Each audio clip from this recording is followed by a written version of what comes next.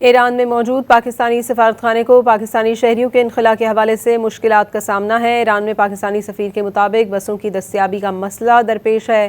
ایران میں تعینات پاکستان کے سفیر مدثر ٹیپو نے ایران میں مقیم پاکستانیوں سے اپیل کی ہے کہ جو شہری پاکستان واپس آنا چاہتے ہیں وہ فوری طور پر اپنی رجسٹریشن کروائیں، اس لیے شہری جلد از جلد پاکستانی سفارتخانے سے رابطہ کریں۔ سفیر کے مطابق خاص طور پر قم میں موجود پاکستانی شہری فوری تعاون کریں تاکہ انخلاء کے عمل کو تیز کیا جا سکے۔ مدثر ٹیپو کا کہنا ہے کہ رجسٹریشن مکمل ہونے کے بعد پاکستانی شہریوں کی مرحلہ وار واپسی کی منصوبہ بندی کی جائے گی۔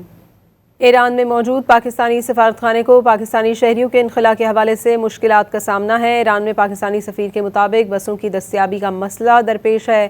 ایران میں تعینات پاکستان کے سفیر مدثر ٹیپو نے ایران میں مقیم پاکستانیوں سے اپیل کی ہے کہ جو شہری پاکستان واپس آنا چاہتے ہیں وہ فوری طور پر اپنی رجسٹریشن کروائیں، اس لیے شہری جلد از جلد پاکستانی سفارتخانے سے رابطہ کریں۔